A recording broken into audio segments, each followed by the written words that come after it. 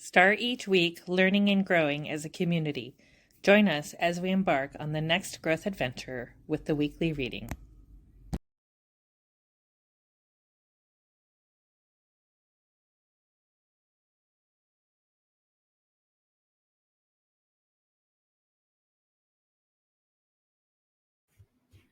Hi, welcome back to the weekly reading. I'm Charlie. We are currently reading You Can Heal Your Life by Louise Hay, and this week we are on chapter 7.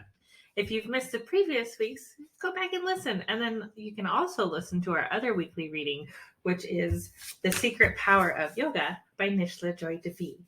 Okay? All right, let's go ahead and get into it this week. Chapter 7, How to Change. I cross bridges with joy and with ease. I love how-tos. All the theory in the world is useless unless we know how to apply it and make a change. I have always been a very pragmatic, practical person with a great need to know how to do things. The principles we will be working with at this time are nurturing the willingness to let go, controlling the mind, and learning how forgiveness of self and others releases us. Releasing the need. Sometimes when we try to release a pattern, the whole situation seems to get worse for a while. This is not a bad thing. It is a sign that the situation is beginning to move. Our affirmations are working and we need to keep going. Examples. We are working on increasing prosperity and we lose our wallet. We are working on improving our relationships and we have a fight. We are working on becoming healthy and we catch a cold. We are working on expressing our creative talents and abilities and we get fired. Sometimes the problem moves in a different direction and we begin to see and understand more. For example, let's assume you are trying to give up smoking and you are saying, I am willing to release the need for cigarettes. As you continue to do this, you notice your relationships becoming more uncomfortable. Don't despair. This is a sign of the process working. You might ask yourself a series of questions like, am I willing to give up uncomfortable relationships? Were my cigarettes creating a smokescreen so I wouldn't see how uncomfortable these relationships are? Why am I creating these relationships? You notice the cigarettes are only a symptom and not a cause. Now you are developing insight and understanding that will set you free. You begin to say, I am willing to release the need for uncomfortable relationships. Then you notice the reason you're so uncomfortable is that other people always seem to be criticizing you. Being aware that we always create all our own experiences, you now begin to say, I am willing to release the need to be criticized.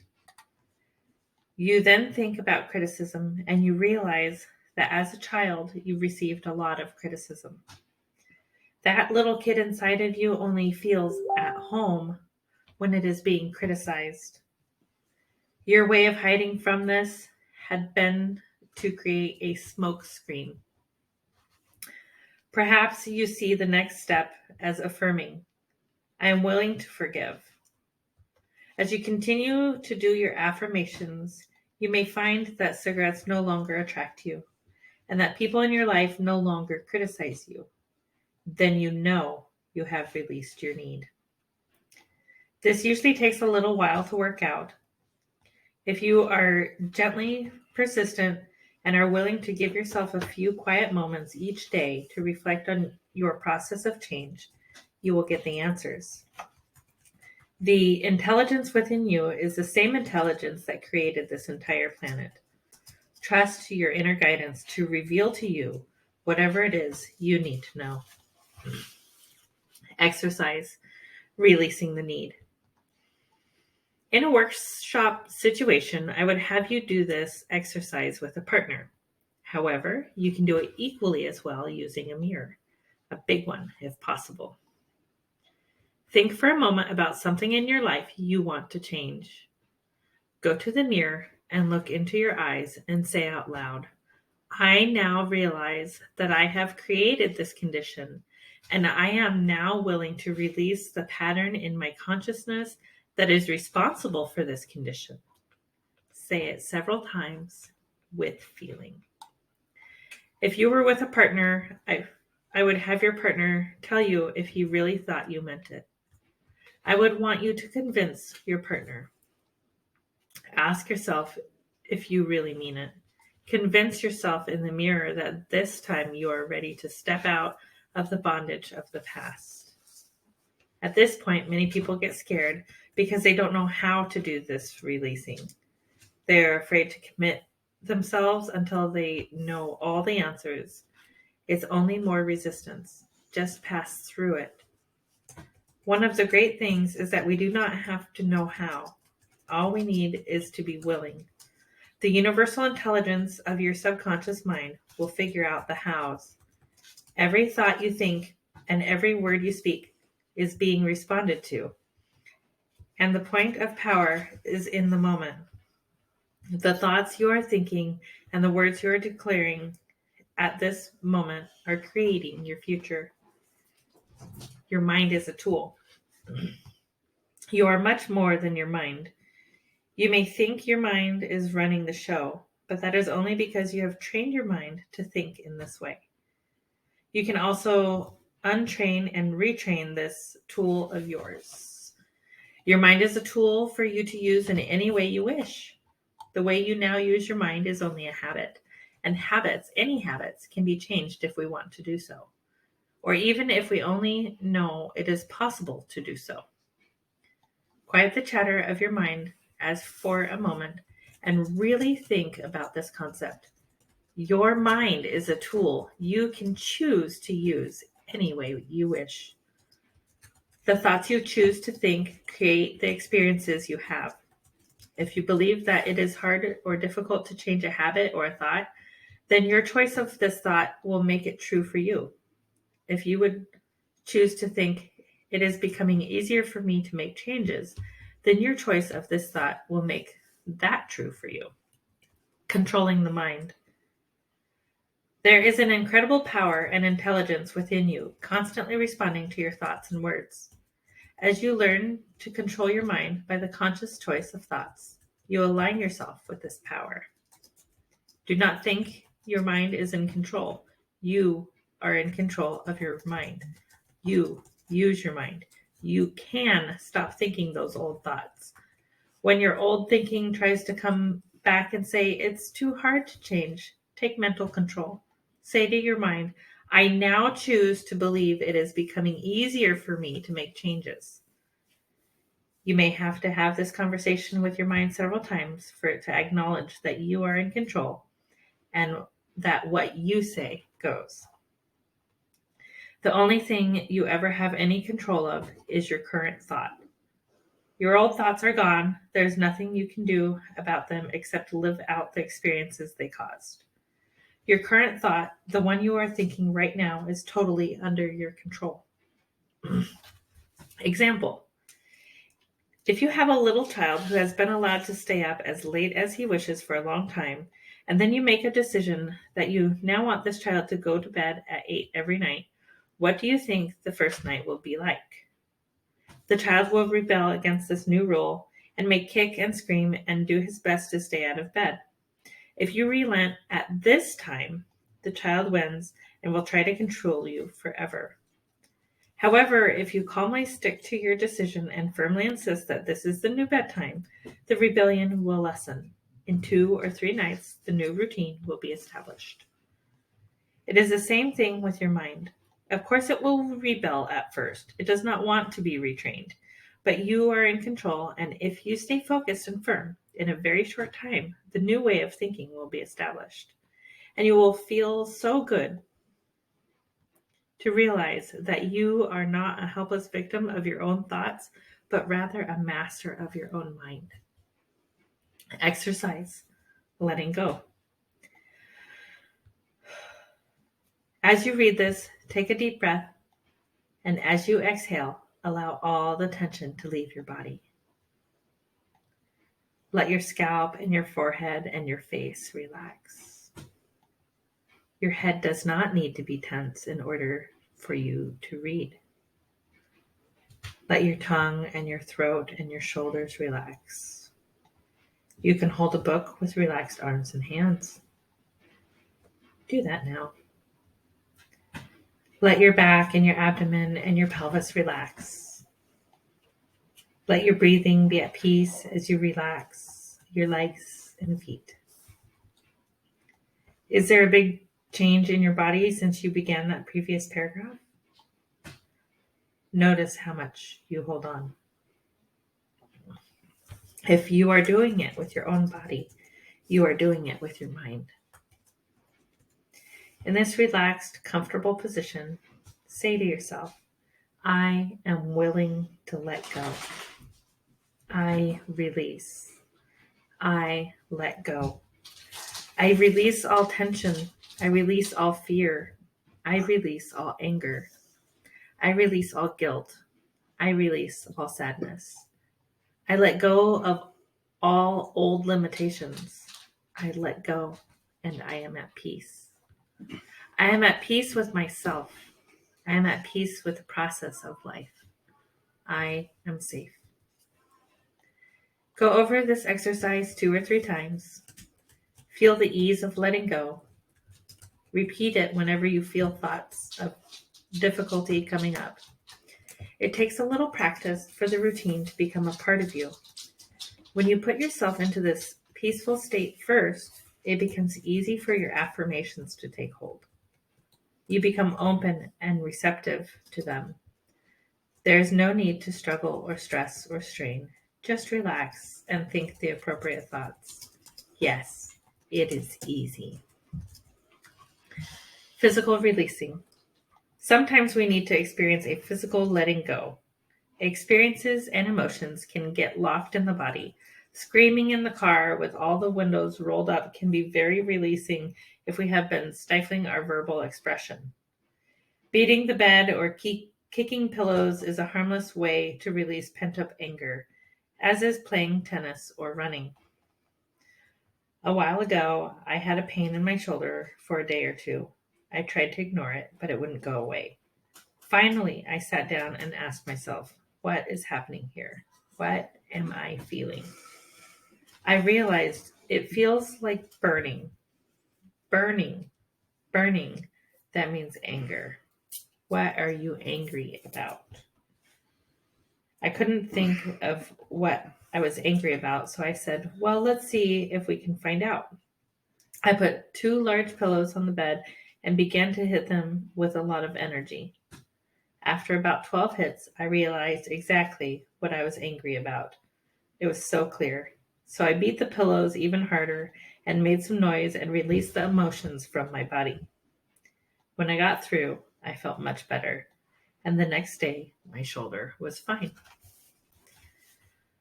Letting the past hold you back. Many people come to me and say they cannot enjoy today because of something that happened in the past, because they did not do something or do it in a certain way in the past. They cannot live a full life today. Because they no longer have something they had in the past, they cannot enjoy today. Because they were hurt in the past, they will not accept love now. Because something unpleasant happened when they did something once, they are sure it will happen again today. Because they once did something that they are sorry for, they are sure they are bad people forever. Because once someone did something to them, it is now all the other person's fault that their life is not where they want to be. Because they became angry over a situation in the past, they will hold on to that self-righteousness. Because of some very old experience where they were treated badly, they will never forgive and forget. Because I did not get invited to the high school prom, I cannot enjoy life today. Because I did poorly at my first audition, I will be terrified of auditions forever.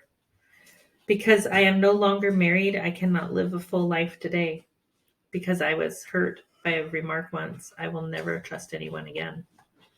Because I stole something once, I must punish myself forever. Because I was a poor child, I will never get anywhere. What we often refuse to realize is that holding on to the past, no matter what it was or how awful it was, is only hurting us. They really don't care. Usually they are not even aware. We are only hurting ourselves by refusing to live in this moment to the fullest. The past is over and done and cannot be changed. This is the only moment we can experience. Even when we lament about the past, we are experiencing our memory of it in this moment and losing the real experience of this moment in the process. Exercise, releasing. Let us now clean up the past in our minds, release the emotional attachment to it. Allow the memories to be just memories. If you think back to what you used to wear in the 3rd grade, usually there is no emotional attachment. It's just a memory. It can be the same for all the past events in our lives. As we let go, we become free to use all our mental power to enjoy this moment and to create a great future. List all the things you are willing to let go of. How willing are you to do this? Notice your reactions. What will you have to do to let these things go? How willing are you to do so? What is your resistance level? Forgiveness. Next step, forgiveness. Forgiveness of ourselves and of others releases us from the past. The Course in Miracles says over and over that forgiveness is the answer to almost everything.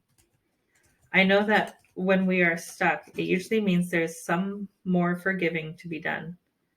When we do not flow freely with life in the present moment, it usually means we are holding on to a past moment. It can be regret, sadness, hurt, fear, or guilt, blame, anger, resentment, and sometimes even the desire for revenge. Each one of these states comes from the space of unforgiveness, a refusal to let go and come into the present moment. Love is always the answer to healing of any sort, and the pathway to love is forgiveness. Forgiveness dissolves resentment. There are several ways in which I approach this. Exercise, dissolving resentment. There is an old Emmett Fox exercise for dissolving resentment that always works. He recommends that you sit quietly, close your eyes, and allow your mind and body to relax. Then, imagine yourself sitting in a darkened theater, and in front of you is a small stage. On that stage, place the person you resent the most. It could be someone in the past or present, living or dead. When you see this person clearly, visualize good things happening to this person, things that would be meaningful to him. See him smiling and happy. Hold this image for a few minutes, then let it fade away. I like to add another step. As this person leaves the stage, put yourself up there. See good things happening to you. See yourself smiling and happy. Be aware that the abundance of the universe is available to all of us. The above exercise dissolves the dark clouds of resentment most of us carry. For some, it will be very difficult to do. Each time you do it, you may get a different person. Do it once a day for a month and notice how much lighter you feel. Exercise, revenge. Those on the spiritual pathway know the importance of forgiveness. For some of us, there is a step that is necessary before we can totally forgive. Sometimes the little kid in us needs to have revenge before it is free to forgive. For that, this exercise is very helpful. Close your eyes, sit quietly and peacefully. Think of the people who are hardest to forgive. What would you really like to do to them? What do they need to do to get your forgiveness? Imagine that happening now. get into the details. How long do you want them to suffer or do penance? When you feel complete, condense time and let it be over forever. Usually at this point, you feel lighter, and it is easier to think about forgiveness. To indulge in this every day would not be good for you. Do it once as a closing exercise can be freeing. Exercise, forgiveness. Now we are ready to forgive. Do this exercise with a partner if you can, or do it aloud if you are alone. Again, sit quietly with your eyes closed and say, the person I need to forgive is blank. And I forgive you for blank. Do this over and over. You will have many things to forgive some for, and only one for two to forgive others for. If you have a partner, let him say to you, thank you, I set you free now. If you do not, then imagine the person you are forgiving saying it to you. Do this for at least 5 or 10 minutes. Search your heart for the injustices you still carry, then let them go. When you have cleared as much as you can for now, turn your attention to yourself. Say out loud to yourself, I forgive myself for. Do this for another 5 minutes or so. These are powerful exercises and good to do at least once a week to clear out any remaining rubbish. Some experiences are easy to let go, and some we have to chip away at, until suddenly, one day, they let go and dissolve. Exercise. Visualization. Another good exercise, have someone read this one to you if you can, or put it on tape and listen to it. Begin to visualize yourself as a little child of 5 or 6. Look deeply into this little child's eyes. See the longing that is there and realize that there is only one thing this little child wants from you, and that is love. So reach out your arms and embrace this child. Hold it with love and tenderness. Tell it how much you love it, how much you care. Admire everything about this child and say that it's okay to make mistakes while learning. Promise that you will always be there no matter what. Now let this little child get very small until it is just the size to fit into your heart. Put it there so whenever you look down, you can see this little face looking up at you, and you can give it lots of love. Now visualize your mother as a little girl of 4 or 5, frightened and looking for love and not knowing where to find it. Reach out your arms and hold this little girl and let her know how much you love her, how much you care. Let her know she can rely on you to always be there no matter what. When she quiets down and begins to feel safe, let her get very small, just the size to fit into your heart. Put her there with your own little child.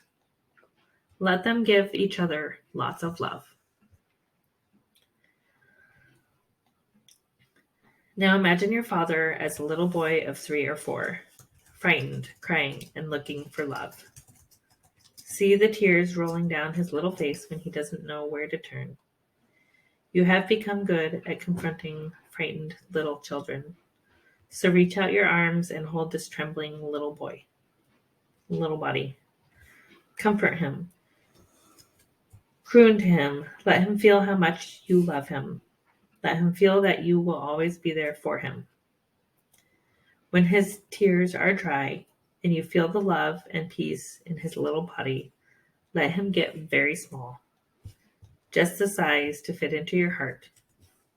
Put him there so that those 3 little children can give each other lots of love and you can love them all. There's so much love in your heart that you could heal the entire planet.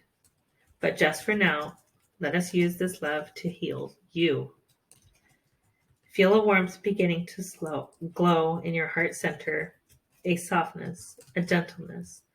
Let this feeling begin to change the way you think and talk about yourself. In the infinity of life where I am, all is perfect, whole, and complete. Change is the natural law of my life. I welcome change. I am willing to change. I choose to change my thinking. I choose to change the words I use. I move from the old to the new with ease and with joy. It is easier for me to forgive than I thought. Forgiving makes me feel free and light. It is with joy that I learn to love myself more and more. The more resentment I release, the more I love I have to express. Changing my thoughts makes me feel good. I am learning to choose to make today a pleasure to experience. All is well in my world. Thank you for joining us. See you next time. Namaste.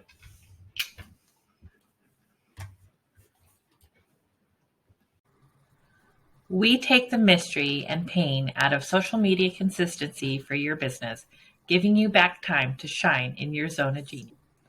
Social media is the new branding. It deserves its own attention, thought, and effort. Yet so few businesses actually take this seriously and invest enough time on their strategy. We can do it for you at an affordable rate that will fit into your budget and allow you to pursue other revenue channels as well. The hardest part of social media management is keeping up the consistency to be seen and know what to post, when to post. Are you ready to have everything ready to go for you, saving you time and energy by not having to do it all yourself? Still getting your message out so that people get to know you, like you, and develop trust while opening yourself up to more time for the business of your business where you shine. Working with women in leadership, BSMB LLP is a unique experience that bridges the gap from face-to-face to virtual relationship marketing. Not only do we love to help you shine on social media, we love to share tools to help you grow with us, body, soul, mind, and business. Check out our podcast and YouTube channel for Mindset Mondays, Social Media Training Wednesdays, business interviews and special topics on Fridays, and weekly readings on Sundays. To schedule your consultation or podcast interview, head to our website, www.womeninleadershipbsmb.com.